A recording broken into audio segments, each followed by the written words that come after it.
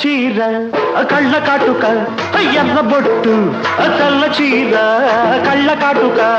ఎర్ర బొట్టు పెట్టుకుని వచ్చింది కృష్ణమ్మ ఏదో కబురు పట్టుకొచ్చింది కృష్ణమ్మ ఆ కబురేమిటమ్మా ఈ పరుగెందుకమ్మా ఆ కబురేమిటమ్మా ఈ పరుగెందుకమ్మా